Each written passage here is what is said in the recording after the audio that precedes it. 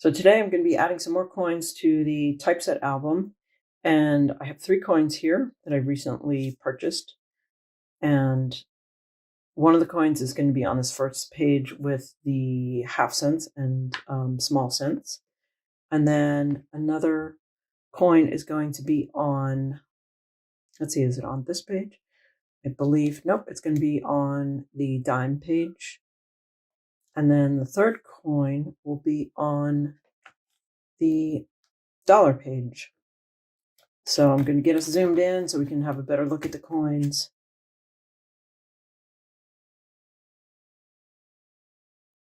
So up first, we have a 3-cent nickel, 3-cent piece.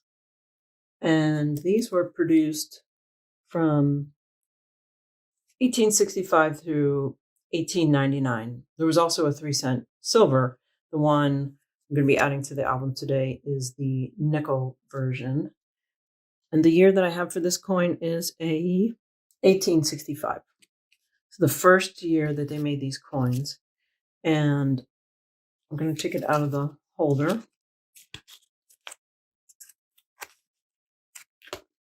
Get a better look at it. Some strange things going on with this coin. Hopefully we'll be able to see that. I'm going to put it on a piece of paper here. Seems about right. I'm going to hold a loop up. All right, there we go. 1865. And you can see what look like some, I don't know if they're die cracks. You can see some lines next to the 1865. Looks like there's doubling.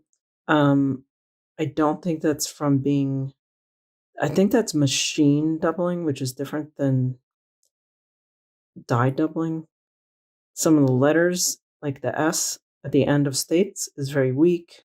That spot on her neck, I'll have to look at that to see if that's some extra coin material or if that was just a ding. There we go.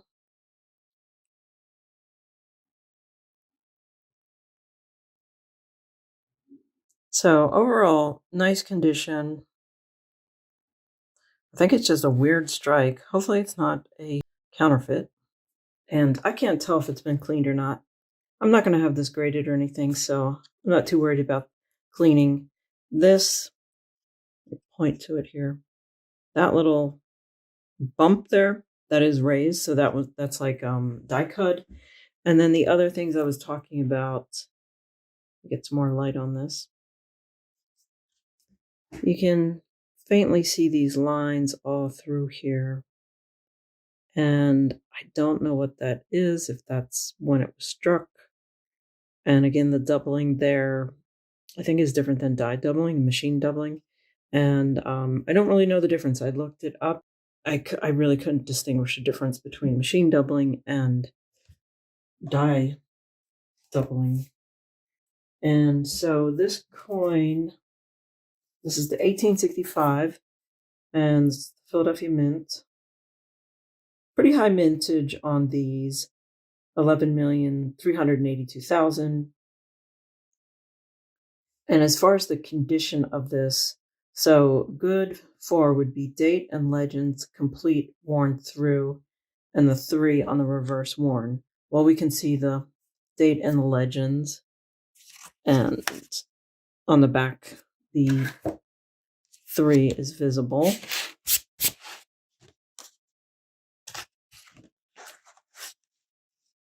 Okay, so it's at least good for. Very good. The 3 is half worn, rims complete. I don't think the 3 on the reverse shows anywhere. Maybe a very slight wear right on the top of that middle 3, middle I, Roman numeral 3. So that is at least a VG. Very fine. 3/4 of hair details visible. 3/4 of hair details visible. Well, this is where it gets tricky. It's 3/4 of hair details visible.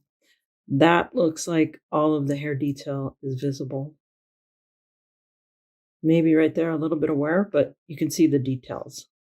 So I don't have a mint state to compare to. I could go online and look at PCGS has their coin facts. You can look at the different states, different grades. So that would make it a very fine. Then extremely fine says slight even wear. I'm really not seeing any wear. I think it's a weak strike though. Then about uncirculated, slight wear on hair curls above the forehead and on wreath and on the numeral 3. So that did see a little bit. We did see a little bit of wear on the 3 on the reverse. But it being a weak strike, I don't know if that would bring the grade down. But very little wear. And again, if it's cleaned, I really can't tell. I'm not going to send this off to grading because most likely it'd come back cleaned. It's an old coin.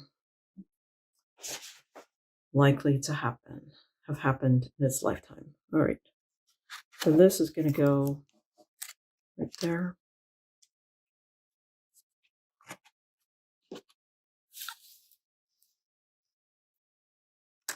So it's slightly larger than the silver. Silver one is tiny. Okay, that dropped right in there. So we'll call this somewhere between extremely fine and about uncirculated. So at that price, these run, according to the red book, 65. There we go.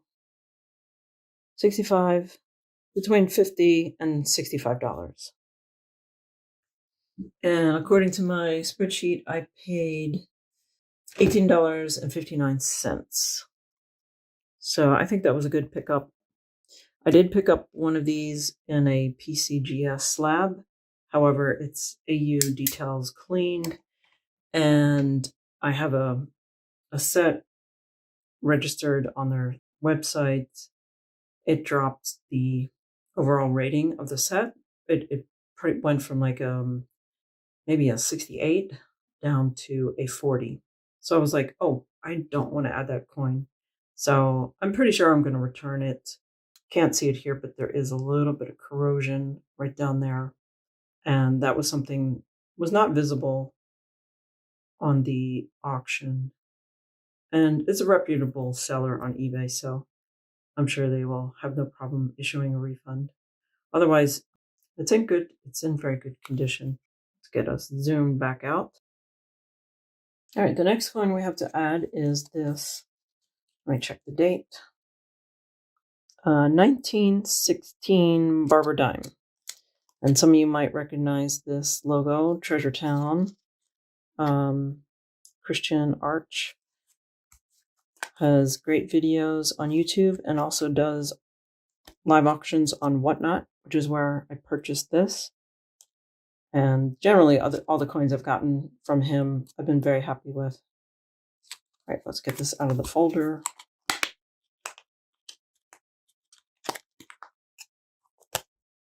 All right.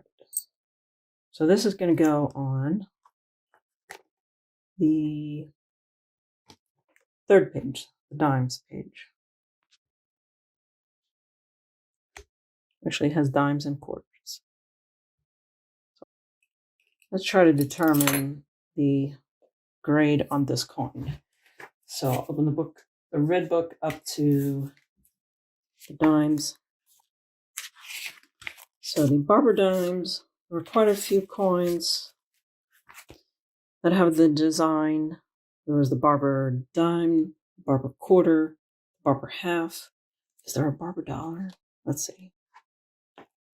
I'll look at that later. Barber was the designer.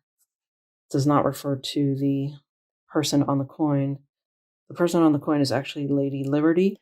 Okay, so this is, what did we say, 1916. And so that was the last year, which I like coins in my album to either be a first year or last year or a year of significance, like lower mintage. Or my birth year with some of the more modern coins. Okay, so 1916, Philadelphia. We don't know the grade yet. So let me flip back. Sorry to jump ahead. Okay. I'll put this down here where I can read it. So date and letters plain. Date and letters plain. What does that mean? Something like that is kind of date and letters plain. Well, does that mean worn flat? I don't know what that means. Like I said, I don't know what that means, but we're going to say, sure, Liberty, well, no, they're not plain.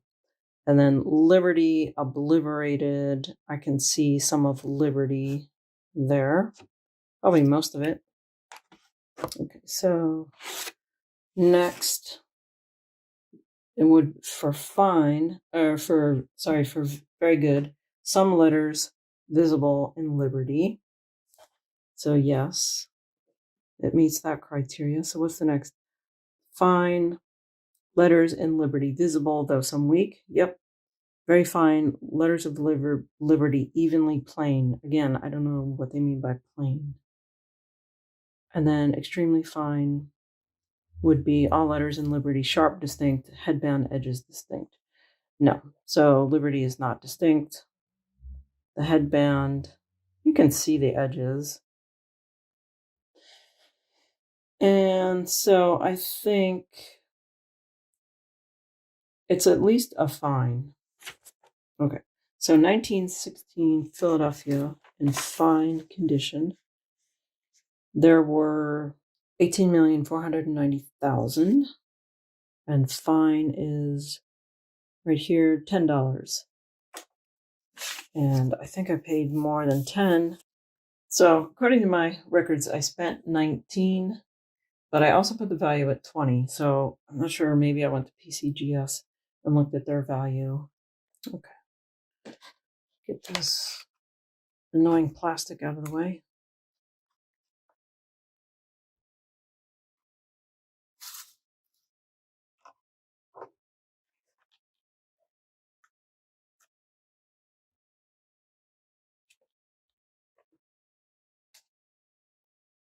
Oh, that fell right down in there. It's a little crooked, but I can live with it. There we go. There we have this page. I'll get that plastic in once we get the next coin out. Okay, so the last coin for this video is going to be on the dollars page. And that's $50. Here it is, dollar page. Now, the top of this page says silver dollars, even though these two coins down here are not silver. So the Susan B. Anthony and the Sacagawea dollar are clad, so they're not silver. And another coin from Treasure Town. And this I won at a Whatnot auction. And this is the Susan B. Anthony near date. So this is the near date, which what that means is the rims on some of these coins were a little bit wider. So the distance between the bottom of the date and that rim were closer. On some other 1979s, it's not as wide of a rim, so there's a bigger gap. And I find that really challenging unless you're seeing the coin in person to tell the difference. And this coin, it's circulated, but for this album, that is fine. I am building a duplicate set with graded coins. And so this is a coin I actually just bought, graded version last night for a pretty good price. It's not the wide rim, it's a proof coin, so those are more affordable. And let's look at mintage and approximate value. Okay, so the Susan B. Anthony dollars were only produced for 4 years from They were minted in 1979, 1980, 1981, and then reissued again in 1999. And the coin that I have is this is the wide rim, showing it very clear. That's a very clear example. Some of them that you see out there are not that clear. And then there are some variations. There's some different types for the S-mint, whether it was filled, clear, or clear and flat. And some of those can get very pricey, especially in mint states, in the higher mint states. And then, so the coin I have is the 1979 Philadelphia wide rim. It only gives the price, the value in MS63. I'm not sure why it doesn't have any lower values. Some of the other coins will. But the mintage on this, pretty high. 360 million and 222,000. So there we have the dollars page. And I don't think if I specified the price on that was $15. The value on that, I'm going to have to look it up.